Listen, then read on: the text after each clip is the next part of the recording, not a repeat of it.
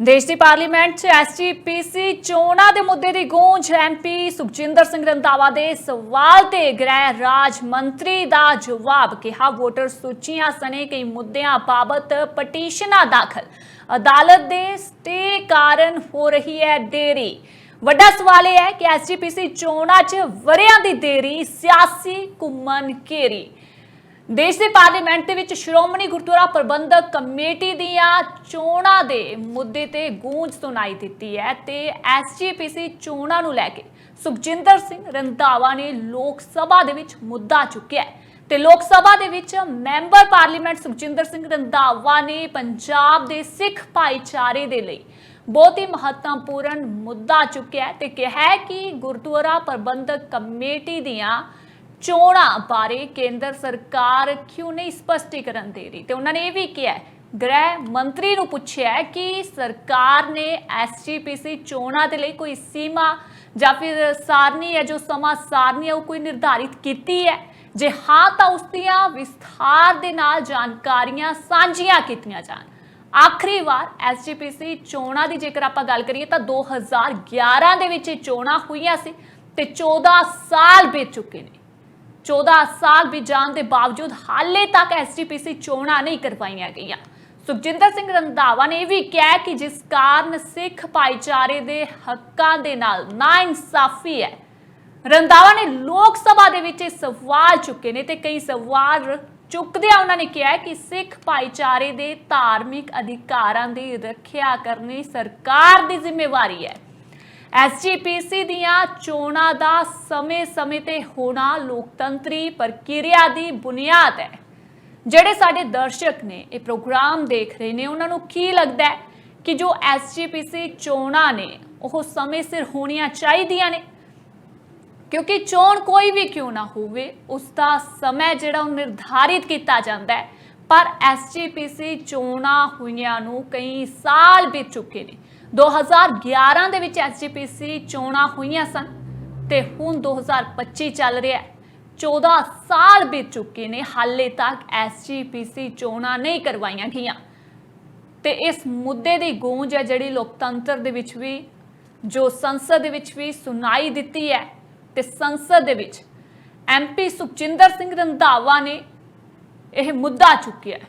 हालांकि आप दे वल्लों भी समर्थन किया गया सुखजिंदर सिंह रंधावा दे इस मुद्दे का, क्योंकि एसजीपीसी दियां चोणां दा समय समय ते होना लोकतंत्री प्रक्रिया की बुनियाद है। रंधावा ने याद दिवाया कि आखिरी बार एसजीपीसी चोणां ने जो 2011 दे विच होईयां सन ते इस तो बाद 14 साल बीत जाने के बावजूद अजे तक चोणां नहीं करवाईयां गईयां। इस सिख भाईचारे के हकों के नाल नाइंसाफी है। गृह मंत्रालय दे विच राज मंत्री नित्यानंद राय ने इसका जवाब दिंदियां कहा कि सिख गुरुद्वारा बोर्ड चोण नियम 1969 के तहत यह स्पष्ट है कि मुख कमिश्नर गुरुद्वारा चोणां करवाउण दे लई जिम्मेवार अधिकारी है। उसदे कोल चोण दे वख-वख पड़ाअ दे लई नोटिफिकेशन जारी करन अते तरीका निर्धारित करन दा पूरा अधिकार है। सरकार ने पहला ही गुरुद्वारा चोणां दे मुख कमिश्नर की नियुक्ति कर दी है, जिसने पंजाब, हिमाचल प्रदेश अते केंद्र शासित प्रदेश चंडीगढ़ के प्रशासन नूं वोटर सूचियां तैयार करने के लिए निर्देश जारी किए ने। लोक सभा दे विच मैंबर पार्लीमेंट सुखजिंदर सिंह रंधावा ने यह भी कहा है कि यह सारी कार्रवाई सिख गुरुद्वारा एक्ट 1925 की धारा 48 अधीन की जा रही है। पर इस दरमियान पंजाब ते हरियाणा हाई कोर्ट के विच कई मामले दायर होने कारण रुकावटां आ रही ने। हाई कोर्ट के वल्लों जारी किए स्टे आर्डर करके चोण प्रक्रिया नूं अगे वधाउण दे विच देरी हो रही है। जदों चोणां बहुत लंबे समय तक लटकदियां ने तां ही सिख भाईचारे के धार्मिक अधिकारां दे नाल सीधी दखलअंदाजी है। इस दे नाल ही कुलबीर सिंह जीरा की जेकर गल करिए तो कुलबीर सिंह जीरा ने इस मुद्दे नूं जोर दे के कहा कि असीं जो सुखजिंदर सिंह रंधावा ने उन्हां दा सहयोग करते हैं ਰੰਧਾਵਾ ਦੇ ਬਿਆਨ ਦਾ ਸਵਾਗਤ ਕਰਦੇ ਹਾਂ। ਉਹਨਾਂ ਇਹ ਵੀ ਕਿਹਾ ਕਿ ਜਦੋਂ ਲੋਕ ਸਭਾ ਦੇ ਵਿੱਚ ਪੰਜਾਬ ਦੇ ਨਾਲ ਸੰਬੰਧਿਤ ਧਾਰਮਿਕ ਤੇ ਜਨਹਿਤ ਮੁੱਦੇ ਉਠਾਏ ਜਾਂਦੇ ਨੇ ਤਾਂ ਇਹ ਪੂਰੇ ਸੂਬੇ ਦੇ ਹੱਕ ਦੇ ਵਿੱਚ ਹੁੰਦਾ ਹੈ। ਹੁਣ ਇੱਥੇ ਜੇਕਰ ਆਪਾਂ ਸੁਖਜਿੰਦਰ ਸਿੰਘ ਰੰਧਾਵਾ ਦੀ ਗੱਲ ਕਰੀਏ ਤਾਂ ਸੁਖਜਿੰਦਰ ਸਿੰਘ ਰੰਧਾਵਾ ਦੇ ਵੱਲੋਂ ਸਿਰਫ ਧਾਰਮਿਕ ਹੀ ਨਹੀਂ ਸਗੋਂ ਆਮ ਜਨਤਾ ਦੇ ਹਿੱਤਾਂ ਦੇ ਨਾਲ ਜੁੜਦੇ ਮੁੱਦੇ ਵੀ ਲੋਕ ਸਭਾ ਦੇ ਵਿੱਚ ਚੁੱਕਣਾ ਸੂਬੇ ਦੇ ਲੋਕਾਂ ਦੀ ਸੱਚੀ ਨੁਮਾਇੰਦਗੀ ਹੈ ਕਿ ਹੈ। ਇਸ ਕਰਕੇ ਸਾਰੇ ਆਗੂਆਂ ਨੂੰ ਇਕਜੁੱਟ ਹੋ ਕੇ ਇਹ ਯਕੀਨੀ ਬਣਾਉਣਾ ਚਾਹੀਦਾ ਹੈ ਕਿ ਐਸਜੀਪੀਸੀ ਦੀਆਂ ਚੋਣਾਂ ਜਲਦੀ ਹੋਣ। ਹੁਣ ਦੇਖਿਆ ਜਾਵੇ ਤਾਂ ਐਸਜੀਪੀਸੀ ਦੀਆਂ ਚੋਣਾਂ ਨੂੰ ਲੈ ਕੇ ਲਗਾਤਾਰ ਹੀ ਸਿਆਸਤ ਵੀ ਗਰਮਾਈ ਹੋਈ ਵਿਖਾਈ ਦਿੱਤੀ ਹੈ। ਹਾਲਾਂਕਿ ਐਸਜੀਪੀਸੀ ਦੇ ਵੱਲੋਂ ਇਹ ਸਾਫ਼ ਕਿਹਾ ਗਿਆ ਸੀ ਕਿ ਜੋ ਧਾਰਮਿਕ ਮੁੱਦੇ ਨੇ ਉਸ ਤੇ ਸਿਆਸਤ ਨਹੀਂ ਹੋਣੀ ਚਾਹੀਦੀ। ਹਾਲਾਂਕਿ ਜੋ ਸੁਖਜਿੰਦਰ ਸਿੰਘ ਰੰਧਾਵਾ ਨੇ ਉਹਨਾਂ ਦੇ ਵੱਲੋਂ ਇਹ ਕਿਹਾ ਗਿਆ ਕਿ ਜੋ ਐਸਜੀਪੀਸੀ ਚੋਣਾਂ ਨੇ ਉਹ ਸਮੇਂ ਸਿਰ ਹੋਣੀਆਂ ਚਾਹੀਦੀਆਂ ਨੇ। ਤੇ ਇੱਥੇ ਜੇਕਰ ਆਪਾਂ ਸੁਖਜਿੰਦਰ ਸਿੰਘ ਰੰਧਾਵਾ ਦੇ ਜਦੋਂ ਇਹ ਗੂੰਜ ਮੁੱਦੇ ਦੀ ਗੂੰਜ ਸੰਸਦ ਦੇ ਵਿੱਚ ਉੱਠਦੀ ਹੈ, ਰੰਧਾਵਾ ਦੇ ਵੱਲੋਂ ਇਹ ਮੁੱਦਾ ਚੁੱਕਿਆ ਜਾਂਦਾ ਹੈ ਤਾਂ ਸਭ ਦੇ ਵੱਲੋਂ ਹਮਾਇਤ ਵੀ ਕੀਤੀ ਜਾਂਦੀ ਹੈ ਕਿਉਂਕਿ ਐਸਜੀਪੀਸੀ ਚੋਣਾਂ ਹੋਇਆਂ ਨੂੰ ਸਾਲ ਬੀਤ ਚੁੱਕੇ ਨੇ, ਕਈ ਸਾਲ ਬੀਤ ਚੁੱਕੇ ਨੇ ਪਰ ਹਾਲੇ ਤੱਕ ਐਸਜੀਪੀਸੀ ਚੋਣਾਂ ਨਹੀਂ ਹੋਈਆਂ, ਜਿਸ ਕਾਰਨ ਇਹ ਮੁੱਦਾ ਹੈ ਜਿਹੜਾ ਪਾਰਲੀਮੈਂਟ ਦੇ ਵਿੱਚ ਚੁੱਕਿਆ ਗਿਆ ਤੇ ਸੁਖਜਿੰਦਰ ਸਿੰਘ ਰੰਧਾਵਾ ਨੇ ਮੁੱਦਾ ਚੁੱਕਿਆ ਕਿ ਸਮੇਂ ਸਿਰ ਐਸਜੀਪੀਸੀ ਦੀਆਂ ਚੋਣਾਂ ਹੋਣ।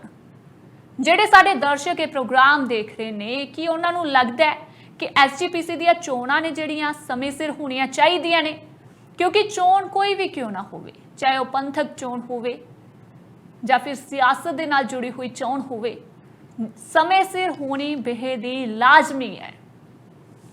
ਹੁਣ ਸੁਖਜਿੰਦਰ ਸਿੰਘ ਰੰਧਾਵਾ ਦੇ ਵੱਲੋਂ ਸਿੱਖ ਭਾਈਚਾਰੇ ਦੇ ਵਿੱਚ ਇਹ ਮੁੱਦੇ ਨੇ ਜਿਹੜੇ ਚੁੱਕੇ ਗਏ ਨੇ, ਜਿਸ ਕਰਕੇ ਹੁਣ ਚਰਚਾ ਵੀ ਬਣੀ ਹੋਈ ਹੈ ਕਿਉਂਕਿ ਇਹ ਚੋਣਾਂ ਸਿਰਫ ਇੱਕ ਪ੍ਰਬੰਧਕੀ ਕਾਰਵਾਈ ਨਹੀਂ ਹੈ ਸਗੋਂ ਧਾਰਮਿਕ ਆਸਥਾਵਾਂ ਤੇ ਭਾਈਚਾਰੇ ਦੀ ਮਰਿਆਦਾ ਦੇ ਨਾਲ ਸਿੱਧੇ ਤੌਰ ਤੇ ਜੁੜੀਆਂ ਨੇ।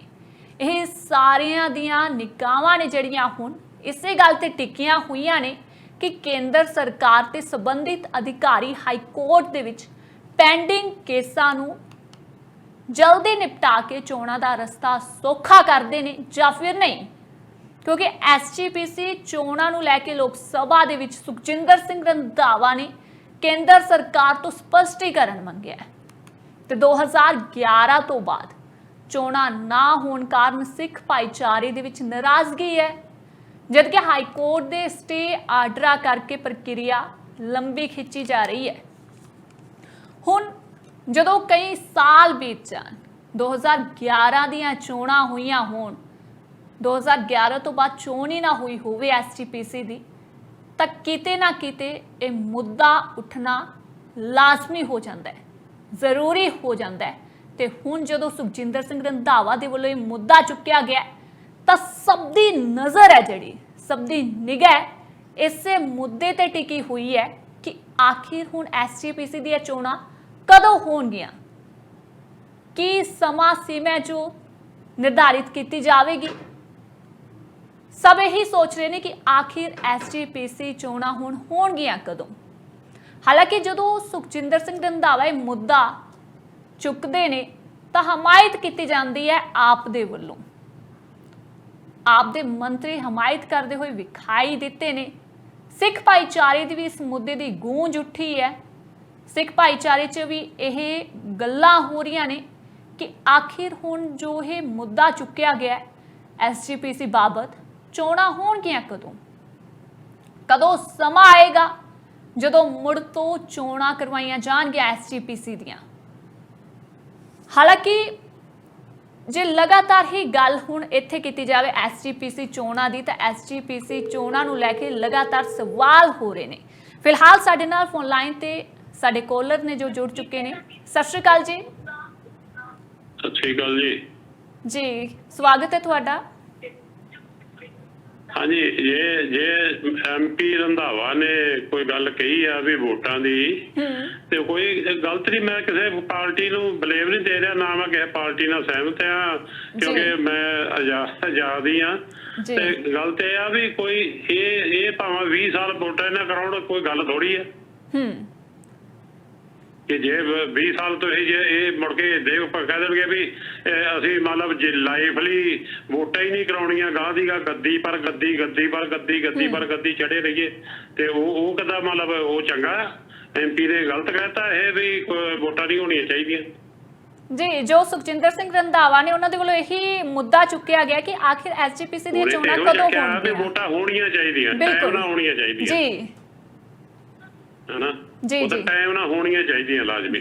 ਬਿਲਕੁਲ, ਚਾਹੇ ਕੋਈ ਵੀ ਇਲੈਕਸ਼ਨ ਹੋਵੇ, ਚਾਹੇ ਪੰਚਾਇਤ ਦੀ ਹੋਵੇ, ਸ਼੍ਰੋਮਣੀ ਕਮੇਟੀ ਦੀ ਹੋਵੇ, MPਆਂ ਦੀ ਹੋਵੇ, MLA ਦੀ ਹੋਵੇ, ਕੋਈ ਵੀ ਹੋਵੇ, ਸਾਰੀ ਇਲੈਕਸ਼ਨ ਚਾਹੇ ਆਪਣੇ ਹੋਰ ਬੈਂਕਾਂ ਦੀਆਂ ਚੋਣਾਂ ਹੋਣ, ਕੋਈ ਵੀ ਹੋਵੇ, ਸਾਰੀਆਂ ਟਾਈਮ ਤੋਂ ਟਾਈਮ ਹੋਣੀਆਂ ਚਾਹੀਦੀਆਂ। ਜੀ ਬਿਲकुल, क्योंकि कोई भी चोन क्यों ना होवे, ये जरूरी है कि जो समा निर्धारित किया जाता है चोन जरूर होवे। ਇਹ ਲੱਤਾਂ ਡਾਉਂਦੇ ਜੀ, ਇਹ ਸ਼੍ਰੋਮਣੀ ਕਮੇਟੀ ਦੇ ਵਿੱਚ ਆਣ ਕੇ ਖੜਦੇ ਆ, ਤੇ ਉਹ ਸਿੱਖ ਨਹੀਂਗਾ ਸ਼੍ਰੋਮਣੀ ਕਮੇਟੀ ਵਾਲਾ, ਉਹਨੂੰ ਜਾਂ ਤਾਂ ਬੰਦਾ ਗੱਲ ਕਰਦੇ ਹੋਵੇ ਤਾਂ ਉਸ ਅੰਮ੍ਰਿਤਸਰ ਚ ਨਹੀਂ ਵੜ ਸਕਦਾ ਹਨਾ। ਮਹਾਰਾਜ ਨੇ ਤਾਂ ਸਾਰੇ ਦਰਵਾਜ਼ੇ ਖੋਲੇ ਵੀ ਸਾਰੇ ਆਉਣ, ਕੋਈ ਧਰਮ ਦੀ ਕੋਈ ਕੁਝ ਨਹੀਂ ਹੈ। जी बिल्कुल, बहुत बहुत धन्यवाद जी तुहाडा। देखिया जाए तो लगातार सब दी नज़र है जिहड़ी इसे गल ते टिकी हुई है कि आखिर SGPC दीयां चोणां कदों होणगीआं। चोण कोई भी होवे, जो समा चोण करवाउण दा हुंदा है बेहद जरूरी है ते समय सिर चोण होना लाजमी हो जाता है। फिलहाल MP सुखजिंदर सिंह रंधावा दे वल्लों मुद्दा चुक्या गया ते हुण सिख भाईचारे दी इसे ते निगाह टिकी हुई है कि आखिर SGPC दीयां चोणां कदों होणगीआं।